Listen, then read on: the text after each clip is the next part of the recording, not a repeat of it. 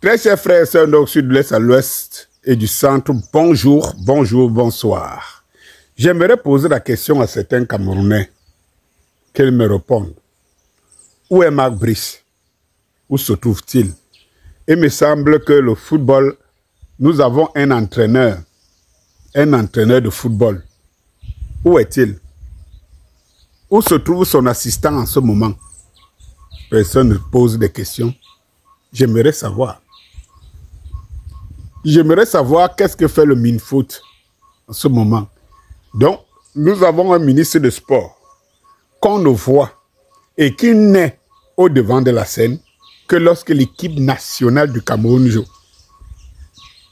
Et il y a des Camerounais qui ne trouvent rien à dire. Ils veulent changer, mais ils ne trouvent pas les éléments qui montrent qu'ils veulent vraiment le changement. Moi, je ne comprends pas.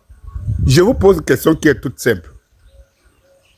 Le football a animé plus que jamais la société camerounaise depuis plus de 4 ans que Samuel Eto'o est à la tête de la FECAFOOT. 1. On dirait que la FECAFOOT est née avec Samuel Eto'o. 2. Que tous les problèmes de football sont nés avec l'élection de Samuel Eto'o. Je suis même tout à fait d'accord avec vous. Mais je vous pose une question. Je vous pose une question. Jusqu'à présent, Samuel Eto'o continue à alimenter la sphère. On dirait que c'est la personne la plus populaire du Cameroun et ça se voit. C'est la personne dont, si on ne parle pas de lui, d'elle, Samuel Eto'o aujourd'hui au Cameroun, c'est qu'on n'a pas une actualité. Ça se voit. Mais moi, je pose des questions, des vraies. Où est l'entraîneur du Cameroun? On ne pose pas de questions. C'est terrible. Peut-être c'est les étrangers qui vont se poser cette question. Où se trouve l'entraîneur du Cameroun? Cet entraîneur n'a de valeur que le moment où il vient et il vient s'attaquer à la légende Samuel Eto'o aux yeux des Camerounais. Ça me dépasse. Il me semble qu'actuellement, on est même sur la question de l'âge de Samuel Eto'o comme s'il postulait encore pour jouer au foot. Ou alors, son âge pose un problème par rapport à ses ambitions futures, je ne sais pas. Ou alors, ça a une influence sur nous et nos activités, je ne sais pas. On arrive même à poser le problème qui s'appellerait tel ou tel. Je ne sais pas quelle influence, quel impact ça aujourd'hui, je ne sais pas. Mais on ne s'intéresse pas à des informations qui sortent. Que cet entraîneur qu'on ne voit pas, qu'on ne voit qu'à la veille des matchs, cet entraîneur, et qui nous dit qu'il fait le travail, on ne sait pas lequel, quand et comment. Mais que cet entraîneur a eu 6 milliards. En avance sur son salaire. C'est inédit au Cameroun. Je dis bien inédit au Cameroun. Mais ça ne suscite pas des interrogations. Ce n'est pas important. Ce n'est pas important. Et je vous rappelle que l'argent dont on parle, c'est votre argent. C'est l'argent du contribuable. Ce n'est pas important. Mais qu'est-ce qui est important dans votre quête de prendre dans votre quête du remplacement? Qu'est-ce qui est vraiment important? Mais est-ce que c'est quand vous allez réussir à remplacer qu'on saura exactement ce qui est important pour vous? Moi, je ne comprends pas. Je veux comprendre.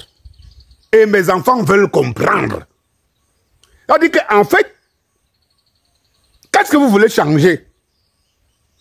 Je ne sais pas. Comment vous expliquer qu'on brandit depuis qu'un type a 6 milliards, se balade avec nos 6 milliards. Vous ne demandez pas son cahier de charges. Vous ne demandez pas son contrat.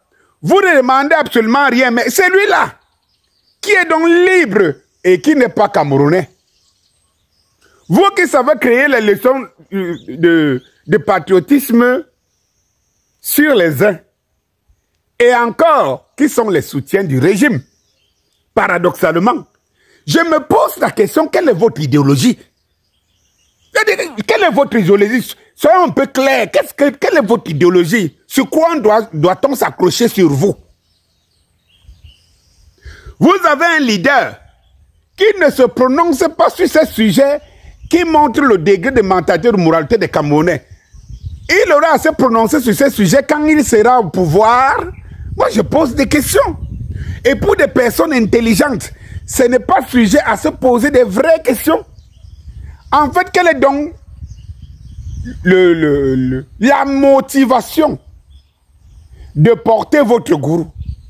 Alors que des sujets sur lesquels il devrait se prononcer d'une manière claire et limpide, aucun de ces sujets, personne ne peut dire qu'il est clair. Personne. Mais on a une obsession, le porter au pouvoir. Cela veut dire que si vous avez une obsession, ça veut dire que vous savez exactement le pourquoi, qui n'a rien à voir avec ce que vous déclarez.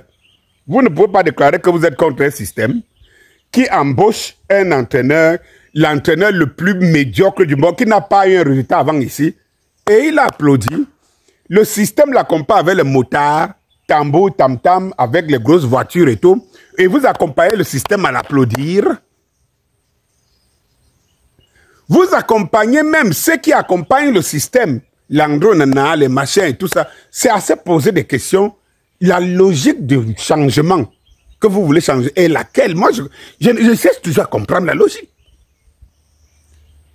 Je cherche toujours à comprendre la logique. Maintenant, je suis focalisé sur le fait que où est Marc Brice? Ça ne me pose pas de problème.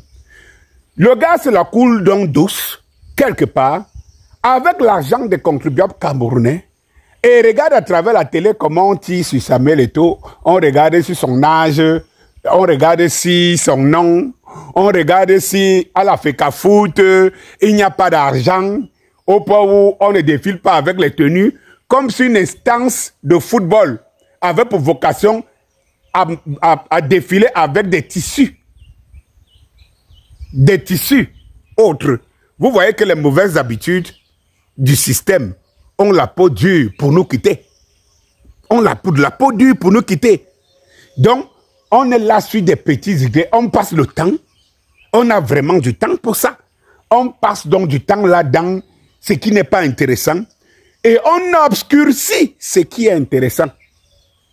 Comment moi, vais-je convaincre à mon enfant que je peux voter quelqu'un qui soutient celui qui dit qu'il veut changer, il veut remplacer, contre celui qui apporte le changement dans son système et qui ferme les yeux sur toutes les manigances de ces systèmes dans le cadre du football, de la FECAFOOT, qui sont anticonstitutionnels, qui sont contre la loi, contre le droit, contre la morale, et le soutient parce que il en a après quelqu'un qui n'a pas une influence sur sa trajectoire. Je veux donc comprendre. Vous allez donc nous dire où se trouve Marc Brice, quel est son rôle. Expliquez au moins, dites au moins quelque chose aux Camerounais. Vos influenceurs, les bavards à l'arc-en-ciel et tout ça, ça ils ne peuvent pas le dire. On va aller chercher par le mauvais bébé, on va aller prendre les affaires de une petite pygmée qui n'a d'influence que, je ne sais que l'influence qui est dans les têtes des gens. On ne peut pas prendre des histoires. Là, on parle. Là, on veut se mesurer à une guerre de conscience comme Danny Scorpio. Je vous pose la question vraie.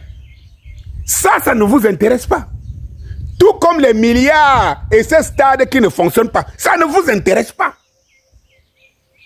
L'âge de Samuel Eto'o, qui a prouvé, qui a tout fait, qui a duré par le monde, c'est ça qui vous intéresse. Le nom de Samuel Eto'o, qu'il ait un nom, ou qu'il change même son nom, c'est un intérêt pour vous. Et non où se trouve Marc Brice. Alors cette légèreté, quand je pense qu'elle a entretenu et par des pseudo-influencés et par des leaders politiques, je me dis, on n'est pas prêt. Ça tombe juste à une conclusion. Vos leaders sont du système, mais comme il faut que chacun se positionne, on donne l'impression d'être contre, mais étant de la même famille. Bonjour.